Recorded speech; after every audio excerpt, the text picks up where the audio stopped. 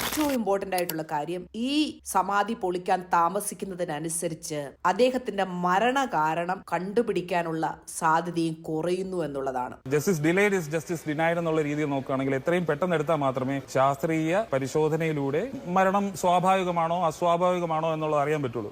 Faceless ആണ്. അച്ഛൻ അമ്മയെടുത്ത് 3 ദിവസത്തിന് മുന്നേ ഞാൻ ഈ സമാധിയാവും, ഞാൻ പോവും പെണ്ണെ എന്ന് പറഞ്ഞു. അപ്പൊ അമ്മ പറഞ്ഞു, പോ ചേട്ടാ.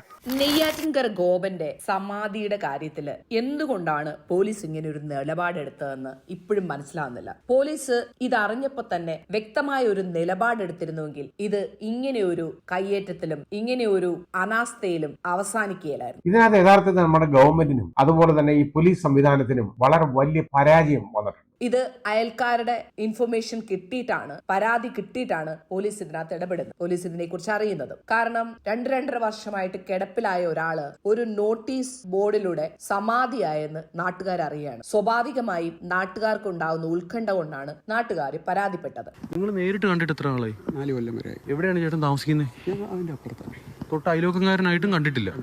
2 വർഷമായിട്ട് ഇയാൾ കിടപ്പ് രോഗിയാണ്. നടക്കാൻ വയ്യാത്ത ഒരാളെങ്ങനെ നടന്നു വന്നതിനകത്തിരിക്കും? സ്വന്തം മൂത്രം പോലും കിടക്കയിൽ ഒഴിച്ചുകൊണ്ടിരുന്ന ഒരാള് നടന്നുപോയി ഇരിപ്പിടത്തിലിരുന്ന് ഇനി സ്ലാബ് എടുത്തു വെച്ചോ എന്ന് പറയുന്ന രീതിയിൽ പോയി എന്ന് മക്കൾ പറയുമ്പോ അത് തീർച്ചയായിട്ടും അന്വേഷിക്കേണ്ട ഒരു വിഷയമാണ്. വന്ന് വിളിച്ച് എല്ലാം കൺഫേം ചെയ്യാന്ന് പറഞ്ഞാൽ അവര് വന്ന് ആ ദർശനം കാണാൻ പാടില്ല. ആ ചൈതന്യം നിറഞ്ഞു നിൽക്കുന്ന സമയമാണ് സമാധി സമയം. അത്ര ചൈതന്യമാണ് സമാധി, ബ്രഹ്മത്തിൽ ലയിക്കുന്ന സമയമാണ്, യോഗീശ്വരനാണ്. ആ മനുഷ്യനെ കാണാനില്ല എന്നുള്ളത് മാൻ മിസ്സിംഗ് കാറ്റഗറി വരുന്ന ഒരു കാര്യമാണ്. പോലീസ് എന്തുകൊണ്ട് ഇത് ഇത്രയും സമയം വെയിറ്റ് ചെയ്യിപ്പിച്ചു എന്നുള്ളതും മനസ്സിലാകുന്നതേയില്ല. കാണാനില്ലാത്ത ഒരു മനുഷ്യൻ സ്ലാബിനടിയിൽ ഉണ്ടെന്ന് മക്കൾ അവകാശപ്പെടുമ്പോൾ തീർച്ചയായിട്ടും ആ സ്ലാബ് കൊത്തി തുറന്ന് നോക്കേണ്ടത് പോലീസിന്റെ അധികാര പരിധിയിൽ വരുന്ന കാര്യമാണ്. മാൻ മിക്സിംഗ് കേസാണ്. സുമാരക്കുറുപ്പിനും മാൻ മിക്സിംഗ് ആണ്. വർഷം 40ആയി അവര് വിളക്ക് കൊളുത്തി അവര് ഒരു സമാധി എന്ന് വിശ്വസിച്ച് നടക്കുന്ന സ്ഥലത്ത് അച്ഛൻ എല്ലാം പറഞ്ഞിരുന്നു 11:30 ആകുമ്പോഴത്തേക്കും എന്റെ കറക്റ്റ് സമാധിയാവും. സമാധി എന്ന് പറഞ്ഞ് ആർക്കും ആരെയും കൊല്ലാം എന്നുള്ള രീതിയാണ് ഇപ്പൊ വന്നിരിക്കുന്നത്. ഇപ്പൊ സമാധി മണ്ഡപം പൊളിച്ചാല് അയാള് അസ്വാഭാവികതയൊന്നുമില്ലാതാണ് മരണപ്പെട്ടെന്ന് തിരിച്ചറിഞ്ഞാല് തിരിച്ച് സമാധിയിലേക്ക് തന്നെ വെക്കാൻ എന്തെങ്കിലും പരിഹാര പ്രക്രിയ കാണാതിരിക്കുകയില്ലല്ലോ. ഈ വിശ്വാസങ്ങളിലും ആചാരങ്ങളിലും ഒന്നിന്റെയും അവസാനമാവുന്നില്ലല്ലോ. എന്തുകൊണ്ട് ഇതിന് അവര് സമ്മതിക്കുന്നില്ല?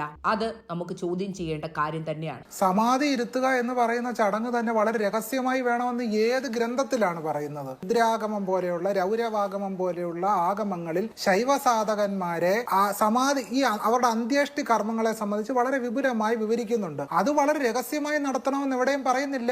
ആചാരത്തിന്റെ യുക്തി അനുസരിച്ച് നോക്കിയാൽ പോലും തെറ്റായ ഒരു കാര്യമാണ് സംഭവിച്ചിരിക്കുന്നത്. പിന്നെ ഇദ്ദേഹം 2-2.5 വർഷമായിട്ട് കിടക്കപ്പായയിൽ കിടന്ന് മൂത്രം ഒഴിച്ചിരുന്ന ഒരു വ്യക്തിയാണെന്ന് ആ നാട്ടുകാരെല്ലാം പറയുന്നുണ്ട്. അതിന്റെ തലേ ദിവസവും വന്ന് കണ്ടവരും ഇത് പ്രതിപാദിക്കുന്നുണ്ട്. എന്നിട്ട് ഭാര്യയും മക്കളും പറയുന്നു, എന്നും രാവിലെ എണ്ണീറ്റ് പോയി പൂജ ചെയ്ത് വൈകുന്നേരം പറമ്പിൽ പോയി ഈ പറയുന്ന സ്ലാബിന്റെ അടുത്ത് വന്നിരുന്ന് ധ്യാനത്തിലിരിക്കുന്ന ആളാണ് അദ്ദേഹം. ആ നാട്ടിൽ ആരും ഇദ്ദേഹത്തെ ഈ അടുത്ത കാലഘട്ടത്തൊന്നും കണ്ടിട്ടില്ല എന്നുള്ളത് നാട്ടുകാർ സത്യം ചെയ്ത് പറയുന്നു. എന്റെ അച്ഛനെ ഞാൻ കൊന്നിട്ട് എനിക്ക് എന്ത് കിട്ടും? നിങ്ങളൊന്ന് പറയും.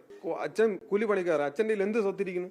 കാര്യം ഇപ്പോ എന്ന് പറഞ്ഞു കഴിഞ്ഞാല് സത്യസന്ധമായിട്ട് പറയുകയാണെങ്കിൽ മരുത്തമലയിൽ ഒരു അച്ഛൻ ആശ്രമമുണ്ട്. ആ ആശ്രമം അച്ഛൻ അയ്യാ വൈകുണ്ഠ സ്വാമിക്ക് അത് കൊടുത്തിട്ടാണ് അച്ഛൻ ഇവിടെ ക്ഷേത്രം പണിയുന്നത്. ഏതായാലും നാട്ടുകാരെല്ലാവരും കൂടെ ഇങ്ങനെ പറയേണ്ട കാര്യമൊന്നുമില്ല. ഇവർക്ക് ശത്രുക്കൾ ഉണ്ടെന്ന് പറയുന്നു. ഈ ശത്രുക്കൾ മാത്രമല്ല അവിടെ സംസാരിക്കുന്നത്, നാട്ടിലെ എല്ലാവരും അവിടെ വന്ന് സംസാരിക്കുന്നുണ്ട്. രാജസേനെ അന്ന് രാവിലെ ഞാൻ കണ്ടാണ്. പിറ്റേന്ന് രാവിലെ അവന്റെ ബൈക്കിലാണ് ഞാൻ കയറി വീട്ടിൽ വന്നത്. 9-ാം തീയതി മരണം നടന്ന ദിവസം പിറ്റേന്ന് രാവിലെയാണ് പോസ്റ്റർ കണ്ടത്. 9-ാം തീയതി മരിക്കണം. 10-ാം തീയതി രാവിലെ ഞാൻ അവനെ കാണുകയാണ്. ഞാൻ ചോദിച്ചപ്പോൾ അച്ഛൻ സമാധിയായിരുന്നു.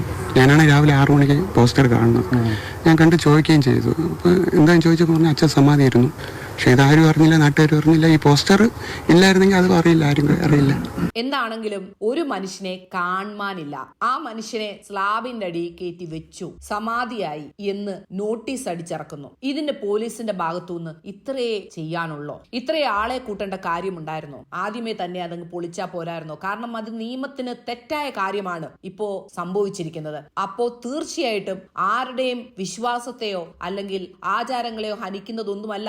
ഒരു മനുഷ്യൻ കൊല്ലപ്പെട്ട അയ്യോ അത് ഇപ്പോ നരഹത്യ എന്ന് പറഞ്ഞിട്ട് ആൾക്കാർ ചെയ്യാറുണ്ട്, പൂജ ചെയ്ത് നരഹത്യ നടത്താറുണ്ട്. അയ്യോ അതൊരാളുടെ വിശ്വാസമാണ്, അതുകൊണ്ട് കുഴപ്പമില്ല എന്ന് പറയാൻ പറ്റുമോ? ഇല്ല. അതുപോലെ തന്നെയാണ് ഒരു മനുഷ്യൻ മരിച്ചു പോയിരിക്കുകയാണെന്ന്, ഈവൻ മരിച്ചു പോയോന്ന് പോലും അറിയില്ല, ആ മനുഷ്യനെ കാണാനില്ല. അപ്പൊ അത് ഇതിന്റെ അടിയിലുണ്ടെന്ന് പറയുമ്പോൾ അത് തീർച്ചയായിട്ടും അപ്പൊ തന്നെ പൊടിച്ചു നോക്കേണ്ടതാണ്. അതിന്റെ കാരണം ഇത് കഴിഞ്ഞ ശനിയാഴ്ച പുറത്തു വന്ന ഒരു കാര്യമാണ്. അന്ന് പെട്ടെന്ന് ക്വിക്കായിട്ട് തീരുമാനം എടുത്തിരുന്നെങ്കിൽ അവിടെ പ്രശ്നമില്ല. മൂത്ത മകൻ പറയുന്നതും ഇളയ മകൻ പറയുന്നതും ഈ പറയുന്ന ഗോപന്റെ ഭാര്യ പറയുന്നതും എല്ലാം വ്യത്യസ്ത മൊഴികളാണ്. അതിനാൽ തന്നെ ഈ വാക്കുകളിലുള്ള വൈരുദ്ധ്യം, ഈ മൊഴികളിലൊക്കെയുള്ള വൈരുദ്ധ്യമൊക്കെ ഒന്ന് നോക്കണ്ടേ. അത് നോക്കിയിട്ട് എത്രയും പെട്ടെന്ന് ഇത് പൊളിച്ച് ഇതിൽ മൃതദേഹം അതിലുണ്ടോ ഇല്ലയോ എന്ന് പരിശോധിക്കേണ്ട ഒരു ബാധ്യത പോലീസിനുള്ളതല്ലേ. അപ്പൊ അത് കളക്ടറിനെ അറിയിക്കുന്നു. കളക്ടറിന് തിങ്കളാഴ്ചയെ വരാൻ പറ്റുള്ളൂ എന്ന് കളക്ടർ പറയുന്നു. എന്ത് കളക്ടറാണിത്? വരേണ്ട സമയത്ത് ഇങ്ങനെ ഒരു കാര്യം നടക്കുമ്പോൾ വേറെ കാര്യങ്ങൾക്ക് പോവുകയാണ് ചെയ്യേണ്ടത്. അത് കഴിഞ്ഞിട്ട് കളക്ടർ വരുന്നു, പിന്നെ വന്നിരുന്ന് ആരുടെയൊക്കെയോ വിശ്വാസത്തെ ഹനിക്കുമെന്ന്. എന്ത് വിശ്വാസമാണ്? ഒരു മനുഷ്യനെ സ്ലാബിന്റെ അടിയിൽ അടിച്ചു കയറ്റി വെച്ചിരിക്കുന്നു എന്ന് പറയുന്നതിനേക്കാളും വലിയ വിശ്വാസമാണോ ഇത്? സമാധിയാവുക എന്ന് പറയുന്നത് എല്ലാരെ കൊണ്ടും പറ്റുന്നതല്ല അല്ല, പക്ഷെ അച്ഛനാൽ സാധിച്ചു. അത് പൊട്ടിച്ചു തുറക്കണം, പുറത്തെടുക്കണം. അസ്വാഭാവികതയില്ലാത്ത മരണമാണ് എങ്കിൽ ഇറ്റ്സ് ഓക്കെ. അസ്വാഭാവികതയുള്ള മരണമാണ് എങ്കിൽ തീർച്ചയായിട്ടും അതിന് കേസെടുക്കണം. പോസ്റ്റ്മോർട്ടം ചെയ്താലേ അത് അറിയാൻ പറ്റുള്ളൂ. പോലീസ് എന്തെങ്കിലും കാര്യം അറിയിച്ചിരുന്നു?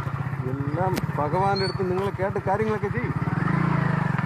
ഭഗവാന്റെ അടുത്ത് കാര്യങ്ങൾ ചോദിച്ചറിയാൻ പറഞ്ഞ് അദ്ദേഹം ബൈക്കിലങ്ങ് പോവുകയാണ്. അതാണ് രാജസേനാണ്, അതായത് അച്ഛനെ സമാധിയിരുത്തിയ മകനാണ് ഇപ്പോൾ ബൈക്കിൽ അങ്ങ് കടന്നുപോയത്. എല്ലാം ഭഗവാനോട് ചോദിക്കൂ. ഇവര് പറയുന്ന പ്രകാരം അദ്ദേഹം അവിടെ വന്നിരുന്ന് അദ്ദേഹത്തിന് പുറത്ത് സ്ലാബ് എടുത്ത് വെക്കുകയാണെങ്കിൽ, ശ്വാസം മുട്ടി മരിച്ചതാണ് എങ്കിൽ ഒരു 1 വീക്കിനപ്പുറം പോയാല് ഈ ലങ്സ് ഡീക്കേ ആവുകയും, അതായത് ചീഞ്ഞഴിഞ്ഞു പോവുകയും, ഇത് ഒരിക്കലും കണ്ടുപിടിക്കാൻ മേലാത്ത അവസ്ഥയിൽ എത്തുകയും ചെയ്യും. ഇപ്പോ ഇവര് നടത്തിക്കൊണ്ടിരിക്കുന്ന അടവും അത് തന്നെയാണ്. ഇത് മാക്സിമം ഇപ്പൊ തന്നെ 1 വീക്കായി ഇത് മാക്സിമം തള്ളി വെക്കുന്നതിനനുസരിച്ച് തെളിവുകൾ നഷ്ടപ്പെട്ടുകൊണ്ടിരിക്കുകയാണ്. അവര് സമയം ചോദിച്ചു വാങ്ങുകയാണ്.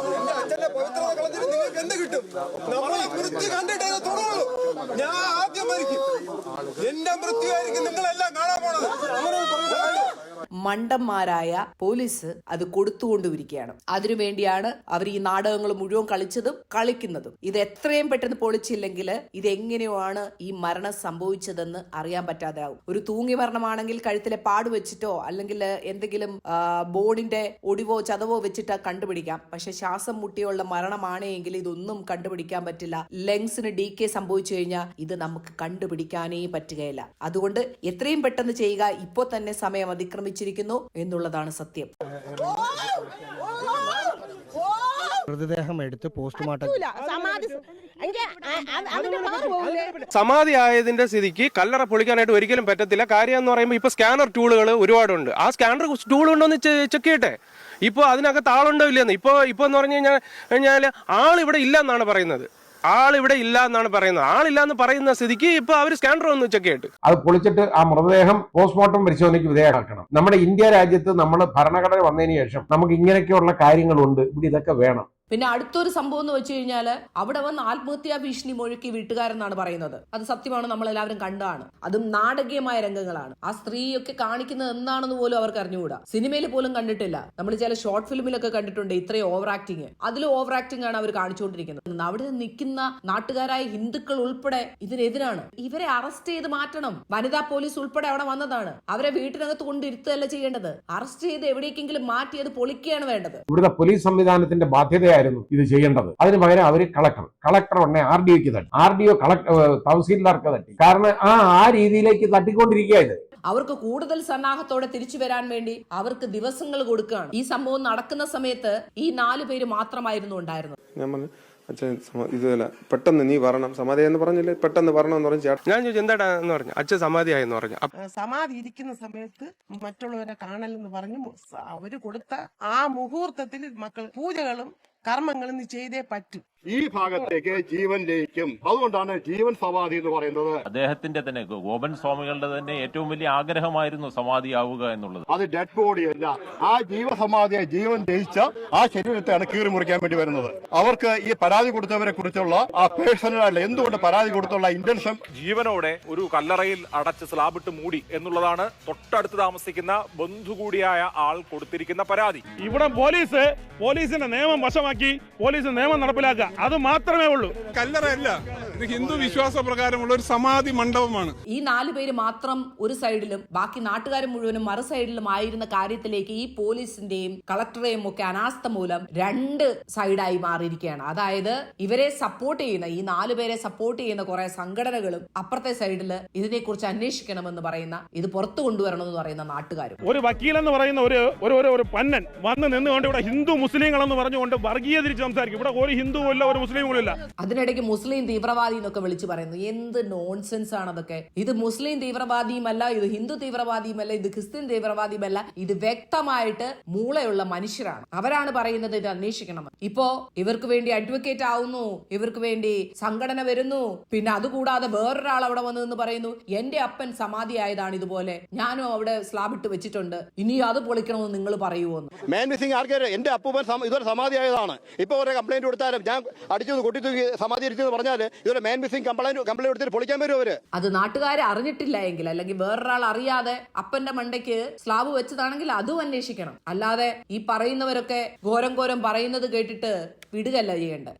ഇവർക്ക് 3 മക്കളാണ് ഉണ്ടായിരുന്നത്. ആ 3 മക്കളിൽ ഒരാൾ നേരത്തെ മരണപ്പെട്ടു. അന്ന് ആ മരണം നടന്ന സമയത്ത് വീടിനുള്ളിൽ ഒരു മുറിയിൽ തന്നെ വീടിന്റെ മുറിയിൽ ഇരുത്തി സംസ്കരിക്കാനുള്ള ഒരു നീക്കം നടന്നു. അന്നത്തെ നാട്ടുകാർ പക്ഷേ അത് ഇടപെട്ടുകൊണ്ട് ആ നീക്കം തടഞ്ഞു. അതിനുശേഷം മുറിയിൽ തന്നെ ഒരു കുഴി വെട്ടി സാധാരണ ഒരാളെ സംസ്കരിക്കുന്നത് എങ്ങനെയാണോ അങ്ങനെ ആ ഒരു മുറിയിൽ തന്നെയാണ്, വീടിനുള്ളിൽ തന്നെയാണ് ഒരു മകന്റെ സംസ്കാരം നടന്നത്. പിന്നെ അതുപോലെ തന്നെ ഇത് പൊളിക്കാൻ വന്നപ്പോ ഹിന്ദു ആചാര്യന്മാരോട് അഭിപ്രായം ചോദിച്ചിട്ട് പൊളിക്കണമെന്ന് ഈ മകനും അവരുടെ കൂട്ടരും പറയുന്നുണ്ട്. ഈ പറയുന്ന ഹിന്ദു ആചാര്യന്മാരെല്ലാവരും പറയുന്നുണ്ട്, ഒരു സന്യാസിയായി ജീവിച്ച ഒരാൾക്ക് മാത്രമേ സമാധിയിലേക്ക് പോകാൻ പറ്റുള്ളൂ. ഇത് കുടുംബവും പരിവട്ടവുമായി 2.5 വർഷമായിട്ട് തന്റെ കിടക്കയിൽ മൂത്രം ഒഴിച്ചുകൊണ്ടിരുന്ന BP-യുടെ മരുന്നും ഷുഗറിന്റെ മരുന്നും കഴിച്ച്, അമ്മ പറയുന്നു ദോശ കഴിച്ചെന്ന്, മകൻ പറയുന്നു കഞ്ഞി കുടിച്ചെന്ന്, ഇങ്ങനെ വന്ന് കിടന്ന ഒരു വ്യക്തിയെ, കുടുംബജീവിതവുമായി കഴിഞ്ഞിരുന്ന ഒരു വ്യക്തിയെ സമാധിയാക്കിയത് എങ്ങനെയാണെന്ന് അറിയില്ല. ഹിന്ദു ആചാര്യന്മാര് പറയുന്ന പ്രകാരം സന്യാസികളാണ് സമാധിയാവുക. അങ്ങനെയാണ് ഈ വീട്ടിൽ പ്രായമുള്ള